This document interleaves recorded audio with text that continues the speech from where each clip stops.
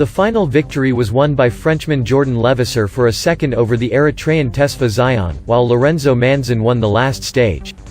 We had to wait the last 10 kilometers of this 15th edition of the Tropical to know the name of the final winner. It was Jordan Levaseur who won the bet, in the last bonus sprint, which allowed him to gain 2 seconds more than the yellow jersey Nathanael Tesfazyon, who had been the leader of the Gabonese race for 5 days. The Frenchman of the Natura Forever Roubaix team had bet everything on this last sprint to tip the scales in his extremis in his favor.